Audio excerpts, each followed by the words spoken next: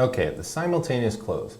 It's no different as far as the process goes. The only difference is that you're closing on the sale of your current home and closing on the purchase of your new home at the same time. I wanted to give you something that paints a picture of what the buying process will look like in case you've never bought before. This way you can go back and watch it as many times as you need to.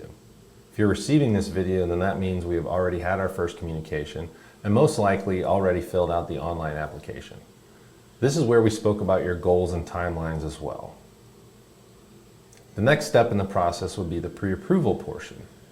This is where you upload documents such as your income documentation, whether it's your W-2s or pay stubs. It'll depend on how you receive your income, but that is uploaded to the secure portal that you have created. This is an important step because you will need this pre-approval often even before you start looking for a home. This is where we really dial in and strategize not only what you can afford now, but what makes sense for your future financial security. And then the fun part happens. We send a copy of the pre-approval letter to you and your realtor, and you start the search for your new home.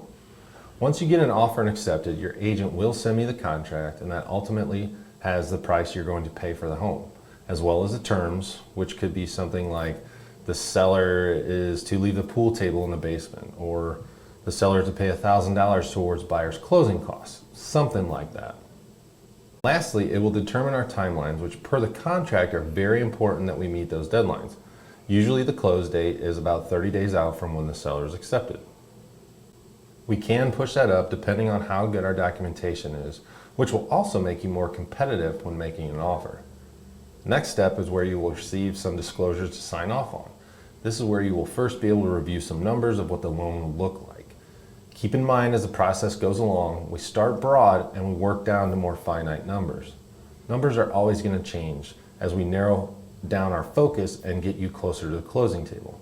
But rest assured that at each point I will go over these numbers with you in detail. Step 5 is processing. This is usually during the time when you're getting your building inspection. And usually your agent will have a trusted vendor that you use for this. We take a little pause during this step until we get word from your agent that nothing major is wrong with the house that would kill the deal. Something like a big cracked foundation or the roof is falling in, something like that. Once we get word that the deal is moving forward, this is the time we order title and appraisal and get everything else ready to submit to underwriting. Underwriting is where the file gets reviewed for accuracy. Okay, they said they make this much money.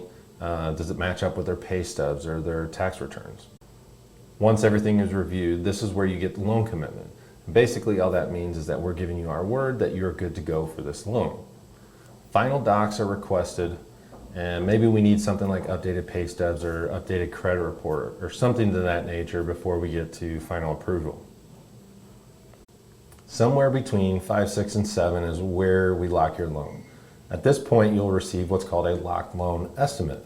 It's another point to review numbers, and it says that we are basically promising this rate for your entire mortgage. Once the loan is locked and we have clear to close, we issue closing disclosures, which is basically the final numbers of how your loan will look. This will tell you exactly what you need to bring to the closing table, which will entail your down payment and closing costs. Again, we will review in detail before you sign off on this. Once signed, we contact title company that your realtor has chosen and we send them the file to make sure both of our numbers balance and that everything is good to go on their end. Lastly, it's time to close. Congratulations.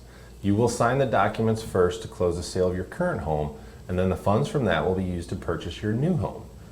If we have used all the funds and there are still some costs for your purchase, you will need to bring in a cashier's check made out to the title company to cover those other costs. Closing docs are signed, funds are transferred, and deeds are signed, which properly conveys ownership to you. Now I know that was a fire hose of information, but the good thing is that you have this for a point of reference and you can go back and watch it as many times as you want or fast forward to exactly where you need to. And of course, at any point in time, nights and weekends included, you can give me a call with any questions. And that's the simultaneous close.